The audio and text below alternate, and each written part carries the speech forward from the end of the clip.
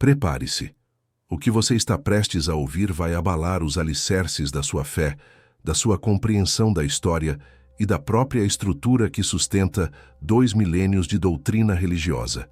Eles te disseram: a igreja, seus pastores, seus padres, seus livros sagrados, eles te disseram que Jesus era Deus, que ele se autodeclarou divino, que a Trindade é a verdade inquestionável. E se eu te provasse que a maior mentira da história da humanidade foi contada e repetida por 2000 anos, sepultada sob camadas de dogma, poder e controle? E se eu te revelasse que, na verdade, Jesus de Nazaré, o homem que dividiu a história ao meio, nunca, em momento algum, disse que era Deus? Você foi enganado. E não é por maldade, não é por uma conspiração simplista de chapelinho de alumínio. É algo muito mais profundo, muito mais complexo, entrelaçado nas raízes do poder político e religioso, na necessidade humana de simplificar o incompreensível e na manipulação de narrativas que se tornaram sagradas. Eu não estou aqui para te dar respostas fáceis, mas para te provocar, para te forçar a ver além do véu, a questionar o que sempre foi aceito. Este não é um vídeo para os fracos de espírito, para aqueles que se contentam com a superfície. Este é para os que buscam a verdade, mesmo que ela seja desconfortável, mesmo que ela desfaça tudo o que você achava que sabia. Porque a verdade, meu amigo, é libertadora.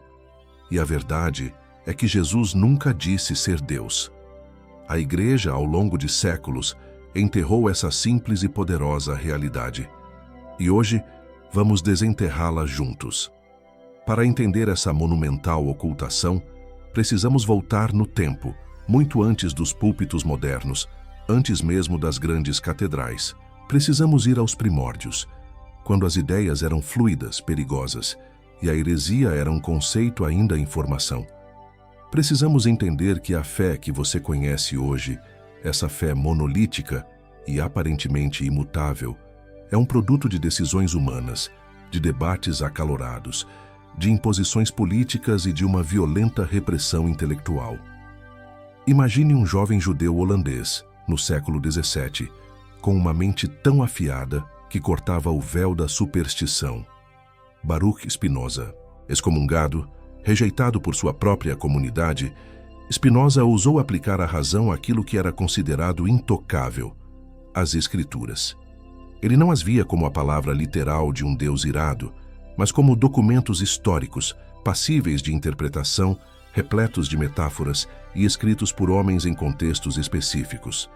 Spinoza foi um dos primeiros a ler a Bíblia não como um texto divino infalível, mas como um livro humano, com suas contradições, suas alegorias, suas mensagens morais e políticas. E o que Spinoza percebeu ao se afastar do dogma e mergulhar na razão foi que a imagem de Deus e de Jesus, apresentada pela igreja de sua época, estava em desacordo com o que a própria Bíblia, lida sem preconceitos, parecia dizer. Ele foi excomungado por isso, rotulado como ateu, sua vida uma prova do que acontece quando você desafia o poder estabelecido. A história de Spinoza é a história da coragem intelectual contra a tirania dogmática. Ele pagou um preço alto por ousar pensar. Mas a história que nos interessa começa muito antes de Spinoza. Começa com os primeiros seguidores de Jesus. Você acha que todos eles acreditavam na mesma coisa sobre Jesus? Engano mortal. O cristianismo primitivo era um caldeirão efervescente de ideias, de comunidades diversas, de evangelhos diferentes, de interpretações variadas. Havia os que viam Jesus como um profeta, o Messias de Israel, um homem ungido por Deus. Havia os que o viam como um grande mestre moral. Havia até os que, influenciados por correntes filosóficas gregas, o viam como uma emanação divina, um ser celestial, mas ainda assim, distinto do Deus Supremo. A ideia de que Jesus era o próprio Deus, igual ao Pai, coeterno e consubstancial, não era universalmente aceita nos primeiros séculos. Longe disso. Então, como chegamos à doutrina da Trindade, a ideia de que Jesus é a segunda pessoa de uma divindade triuna?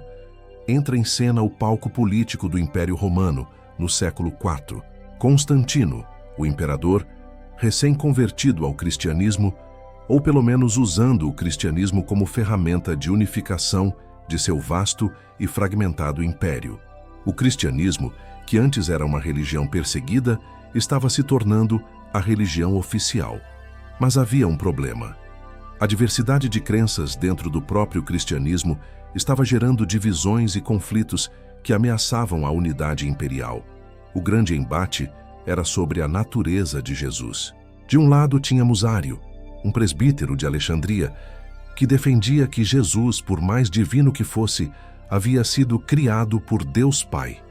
Ele acreditava que Jesus era o primeiro e mais perfeito de todas as criaturas, mas não coeterno nem igual ao Pai. Para Ário, Deus Pai era o único Deus não gerado. Era uma teologia que fazia sentido para muitos, mantendo o monoteísmo judaico, que era a raiz do cristianismo. De outro lado, havia Atanásio, um jovem e fervoroso defensor da ideia de que Jesus era da mesma substância que o Pai, coeterno e coigual. Para Atanásio, negar a divindade plena de Jesus seria minar a própria salvação. O Império Romano estava em jogo. Constantino não se importava tanto com as minúcias teológicas, mas sim com a paz e a unidade de seu domínio. Então, ele convocou um concílio. Em 325 d.C., os bispos de todo o império se reuniram na cidade de Niceia. E ali, sob a sombra do poder imperial, a doutrina foi forjada. Não foi um debate puramente teológico, foi um evento político com consequências teológicas monumentais. Ário foi derrotado. Sua teologia, que era majoritária em algumas regiões, foi condenada como heresia. O credo niceno, afirmando a divindade plena de Jesus, gerado não feito, da mesma substância que o Pai, foi imposto. Essa foi a fundação. A partir de Niceia, e consolidada nos concílios seguintes, como o de Constantinopla em 381 d.C., a doutrina da Trindade foi se cristalizando. Aqueles que ousaram discordar, os arianos e tantos outros que tinham visões diferentes sobre Jesus, foram excomungados, marginalizados, suas obras destruídas, suas comunidades desmanteladas. A excomunhão não era apenas uma punição religiosa, era uma sentença de ostracismo social, de perda de direitos, de perseguição. A ortodoxia, a doutrina correta, foi estabelecida por decreto conciliar e imposta pela força do Estado. E assim, uma das maiores verdades sobre Jesus foi enterrada sob o peso da ortodoxia. Uma verdade que, se fosse mantida, teria mudado o curso da história da Igreja e da civilização. Mas não basta apenas a história nos mostra como a doutrina se formou. Mas a prova mais contundente, a evidência inegável, está nas próprias palavras de Jesus e nas palavras daqueles que o conheceram e escreveram sobre ele. Vamos mergulhar na Bíblia, não com lentes dogmáticas, mas com olhos abertos e mente crítica. Vamos analisar versículos, o que Jesus realmente disse e o que ele nunca disse. Abra sua Bíblia, ou apenas me ouça com atenção. O que Jesus disse sobre si mesmo. Ele se chamou de Filho do Homem, mais do que qualquer outro título. O Filho do Homem é uma figura messiânica com raízes no Antigo Testamento, especialmente no livro de Daniel, que se refere a um ser celestial que receberia poder e glória de Deus. Não é primariamente uma declaração de divindade coigual a Deus Pai, mas de uma missão especial, de um papel escatológico, de um ungido que viria em poder. Pense comigo, se Jesus fosse Deus, se ele quisesse que todos soubessem que ele era o próprio Criador encarnado, por que ele falaria tão abertamente sobre o Pai como uma entidade distinta e superior? Por que ele oraria ao Pai? Deus ora para si mesmo? Não faz sentido. Vamos começar com as evidências de que Jesus se via como subordinado ao Pai e não igual a ele. Em João 14:28, Jesus diz explicitamente: Ouvistes que eu vos disse, vou e virei a vós. Se me amasseis, alegrar-vos-íeis, porque eu disse, vou para o Pai, porque meu Pai é maior do que eu. Meu Pai é maior do que eu. Você consegue ouvir essa frase? Ela é cristalina. Não há espaço para malabarismos teológicos aqui. Se Jesus fosse o próprio Deus, Como poderia o Pai ser maior do que ele? A doutrina da Trindade tenta explicar isso, dizendo que eles são iguais em substância, mas o Pai é maior em dignidade ou função. Mas a palavra de Jesus é direta: maior. Isso sugere uma hierarquia, uma subordinação, algo que desafia a igualdade substancial proposta em Niceia. Vamos para Marcos 10, 18. Um homem se aproxima de Jesus e o chama de bom mestre. Jesus responde: Por que me chamas bom? Ninguém é bom senão um, que é Deus. Pense bem nesta resposta. Se Jesus fosse Deus, ele poderia simplesmente ter aceito o elogio ou dito: Sim, eu sou bom, porque eu sou Deus. Mas ele rejeita o título de bom em absoluto e o atribui exclusivamente a Deus. Isso não é uma falsa modéstia. É uma clara distinção entre si mesmo e o único que é intrinsecamente bom, o Pai. É uma separação inequívoca entre Jesus e Deus. Em Lucas 22:42, no jardim do Getsêmani, Jesus ora antes de sua crucificação: Pai, se queres, afasta de mim este cálice. Contudo, não se faça a minha vontade, mas a tua. Aqui vemos Jesus com uma vontade distinta da vontade de Deus Pai. Se eles fossem a mesma pessoa, ou se tivessem uma única vontade divina compartilhada por serem o mesmo Deus, essa oração não faria sentido. Jesus está expressando uma preferência humana, mas submetendo-a à vontade superior do Pai. Ele reconhece a autonomia e a autoridade do Pai. Isso é a demonstração clara de duas vontades, duas identidades, embora em perfeita harmonia. João 5,19 nos oferece mais uma perspectiva da subordinação de Jesus. Em verdade vos digo que o Filho nada pode fazer de si mesmo, senão o que vir o Pai fazer, porque tudo quanto ele faz, o Filho o faz igualmente. O Filho nada pode fazer de si mesmo. Ele não tem autonomia independente do Pai. Ele age como um agente, um enviado, um executor da vontade do Pai. Se ele fosse Deus, ele teria poder inerente, independente. Esta passagem pinta a imagem de um ser que deriva seu poder e sua ação de uma fonte superior, o Pai. Ele é o espelho do Pai, o reflexo do Pai, mas não o Pai em si. E o que dizer de João 20:17? Após a ressurreição, quando Jesus aparece a Maria Madalena, ele diz a ela: Não me detenhas, porque ainda não subi para meu Pai, mas vai para meus irmãos, e dize-lhes que eu subo para meu Pai e vosso Pai, meu Deus e vosso Deus. Meu Deus e vosso Deus. Isso é crucial. Se Jesus fosse Deus, ele não teria um meu Deus, ele seria o Deus. Ao dizer meu Deus, ele se coloca na mesma posição de Maria Madalena e dos discípulos. Alguém que tem um Deus, alguém que adora um Deus. Ele não é o objeto da adoração, mas um participante da adoração ao Pai. Esta é uma das declarações mais diretas sobre a identidade de Jesus como um ser distinto do Deus Supremo. Vamos para as cartas de Paulo, o apóstolo que mais moldou a teologia cristã. Em 1 Coríntios 8:6, Paulo escreve: Todavia para nós há um só Deus, o Pai, de quem são todas as coisas e para quem vivemos, e um só Senhor, Jesus Cristo, por meio de quem são todas as coisas e por meio de quem vivemos. Paulo distingue claramente um só Deus, o Pai, de um só Senhor, Jesus Cristo. Ele atribui a criação ao Pai, de quem são todas as coisas, e a Jesus um papel mediador, por meio de quem são todas as coisas. É uma distinção hierárquica clara. O Pai é a fonte primária, Jesus é o agente. Paulo, que era um judeu fervoroso antes de se converter ao cristianismo, estava profundamente enraizado no monoteísmo judaico. Para ele, só havia um Deus, o Pai. Jesus era o Messias, o Senhor, o Filho, mas não o Deus de Israel. E sobre a autoridade? Em Mateus 28:18, Jesus diz: Toda a autoridade me foi dada no céu e na terra. Me foi dada.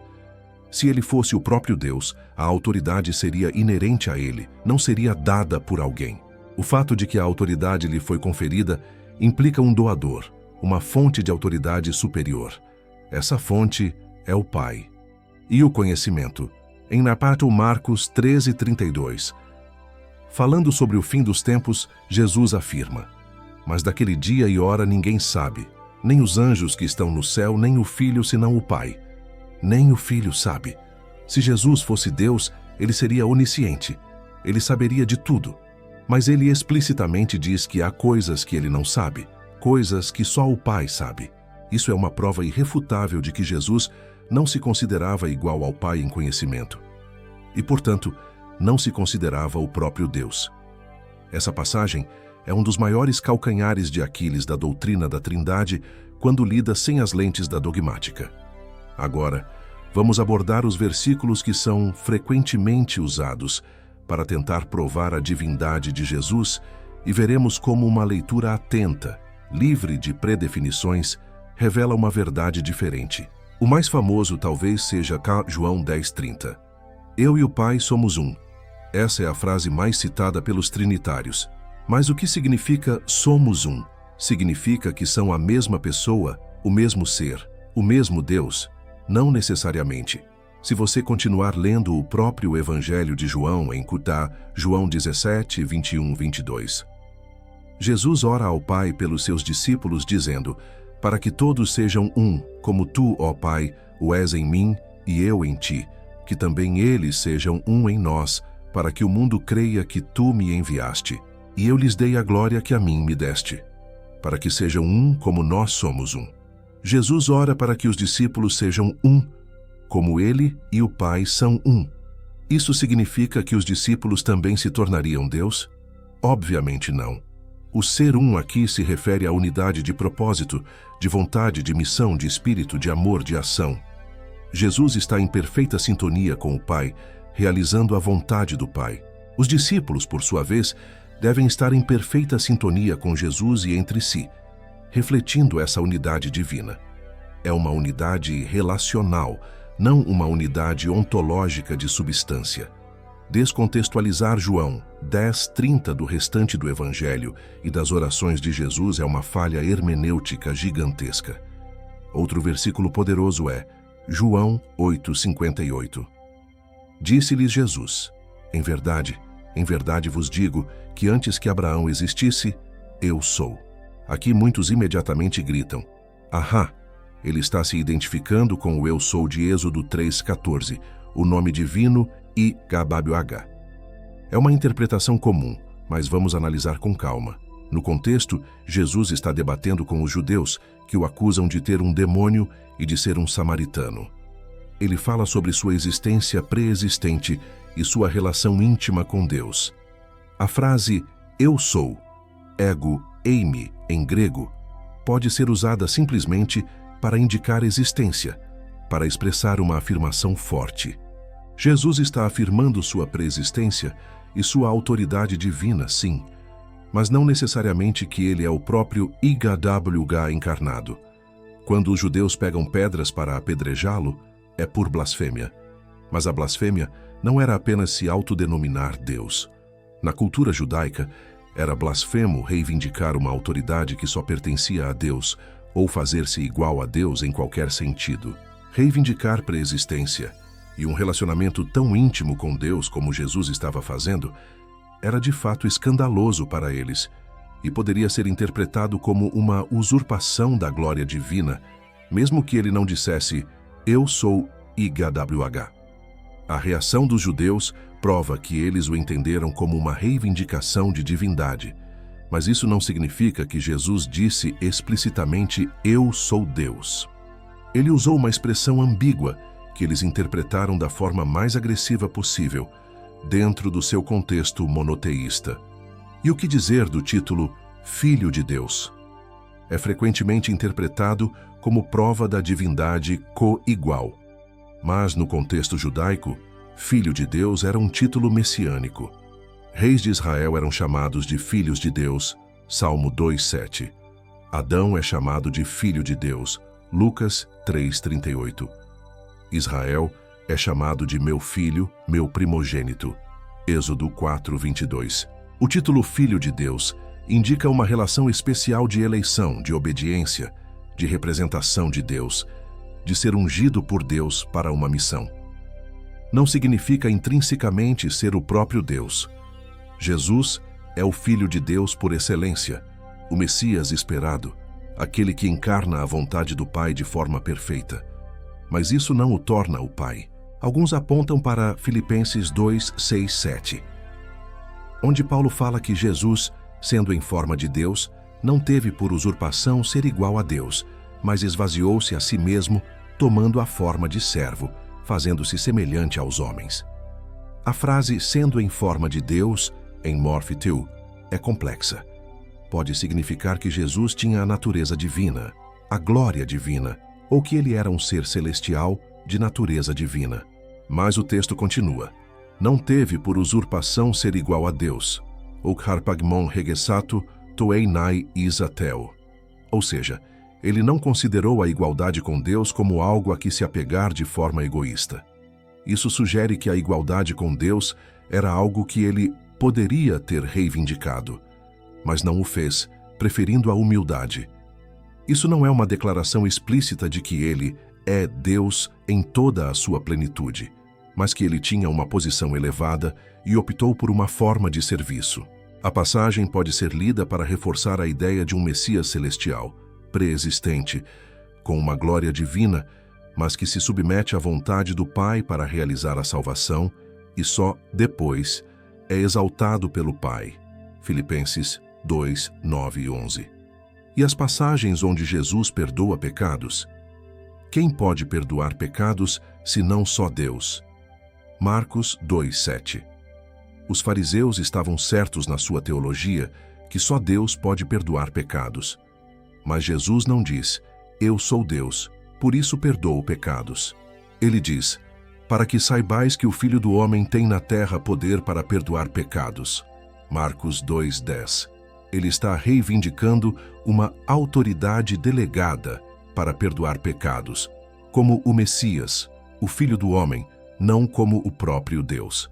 Essa autoridade vem do Pai, que a concedeu a ele. Pense também na oração do Pai Nosso. Jesus ensina seus discípulos a orar ao Pai Nosso que estás nos céus. Ele não os ensina a orar para si mesmo. Ele se coloca como um exemplo de alguém que ora ao Pai. Se ele fosse o objeto da oração, o próprio Deus, a oração do Pai Nosso, seria uma farsa, um teatro. E os milagres? Eles são frequentemente citados como prova de divindade. Mas Elias e Eliseu também realizaram milagres, ressuscitaram mortos, e ninguém os chamou de Deus. Moisés realizou milagres espetaculares. Os apóstolos, inclusive Pedro e Paulo, realizaram milagres, curas, e até ressuscitaram mortos, mas nunca reivindicaram ser Deus. Os milagres de Jesus são a prova de que o poder de Deus estava com ele, que ele era um profeta ungido, e o Messias, mas não uma prova de que ele era o próprio Deus. A verdade é que se você vasculhar os 4 evangelhos, Mateus, Marcos, Lucas e João, com uma mente aberta, procurando uma única passagem onde Jesus de Nazaré diga de forma inequívoca, eu sou Deus, ou eu sou o Deus Todo-Poderoso, ou adorem-me, pois sou o Criador, você não vai encontrar. É uma lacuna gritante. Em vez disso, você encontrará um Jesus que ora ao Pai, que se submete ao Pai, que declara o Pai como maior do que ele, que afirma que só o Pai sabe certas coisas, que atribui todo o seu poder e autoridade ao Pai. O que encontramos é um homem que se vê como o enviado de Deus, o Messias, o Filho de Deus no sentido mais profundo de relacionamento e obediência. Um homem que é o caminho, a verdade e a vida para o Pai. Ele não é o destino final, ele é o guia para o destino final, que é o próprio Deus. A doutrina da divindade de Jesus, como a conhecemos hoje, não nasceu das palavras diretas de Jesus, mas das interpretações e elaborações teológicas da igreja primitiva, muitas vezes influenciadas por filosofias gregas e pela necessidade política de unificar um império. Ela foi consolidada em concílios onde a política e o poder se misturaram com a teologia. Ela foi imposta pela força, com a excomunhão e a perseguição daqueles que ousavam manter as crenças originais. Essa revelação não diminui Jesus. Pelo contrário, ela o magnifica. Ela o torna mais humano, mais acessível, mais inspirador. Ele não é um Deus disfarçado de homem, que sabe tudo e pode tudo por natureza. Ele é o homem que, em perfeita obediência a Deus, em total dependência do Pai, realizou a missão mais grandiosa da história. Ele é o modelo de fé, de obediência, de amor ao Pai. Ele é o Messias, o Cristo, o ungido, o Filho de Deus, o caminho. E qual é a implicação disso para você? A implicação é libertadora. Se Jesus não é Deus, mas sim o maior dos profetas, o Messias, o exemplo perfeito de como viver em obediência ao Deus único, então a sua fé pode ser simplificada e aprofundada. Você pode se libertar de dogmas complexos e muitas vezes contraditórios para focar no essencial: amar a Deus acima de tudo e ao próximo como a si mesmo, seguindo os ensinamentos de Jesus. Você pode se conectar com o Deus único e verdadeiro, o Pai, sem a intermediação de construções teológicas complexas. A mensagem de Jesus se torna mais clara, mais direta. O reino de Deus está próximo. Arrependei-vos e crede no Evangelho. O foco volta para o Deus Pai, o Criador de todas as coisas, aquele a quem Jesus adorava e servia. A Igreja, ao longo dos séculos, assumiu para si a prerrogativa de definir quem Deus é e quem Jesus é, muitas vezes calando vozes dissidentes, queimando livros, excomungando pensadores. Eles construíram um império teológico sobre areia, sobre interpretações forçadas, sobre a supressão da verdadeira mensagem. Mas a verdade, como um rio subterrâneo, sempre encontra uma maneira de vir à tona. E é por isso que hoje, em pleno 2025, essa verdade está emergindo com força total. Não tenha medo de questionar. Não tenha medo de olhar para as Escrituras com novos olhos. Não tenha medo de desaprender aquilo que lhe foi imposto. A verdadeira fé não tem medo do escrutínio, não teme a razão, não se esconde da verdade. A verdadeira fé floresce na busca sincera, na coragem de romper com o conformismo. Você pode se sentir abalado, talvez até irritado. É normal. As verdades mais profundas são as que mais nos incomodam no início. Mas eu te convido a ir além da primeira reação. Eu te convido a pesquisar, a ler, a estudar os textos. Não apenas o que a sua igreja te ensina, mas a buscar a verdade por si mesmo.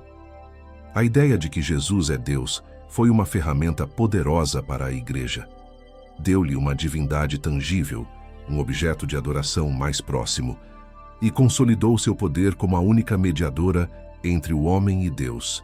Mas essa conveniência teológica veio com um custo: a ocultação da verdadeira identidade de Jesus e a complexidade desnecessária de uma fé que deveria ser simples e direta.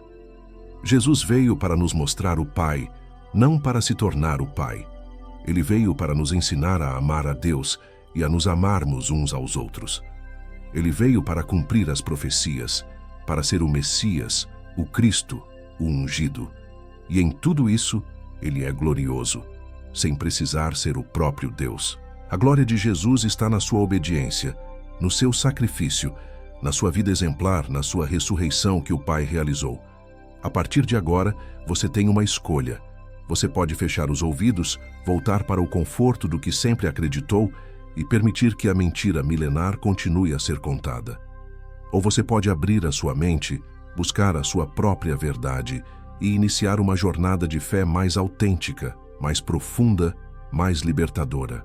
A era da informação nos deu o poder de desenterrar essas verdades. Não há mais como a igreja esconder esses fatos sob o tapete. A história está aí. Os textos estão aí. É hora de despertar.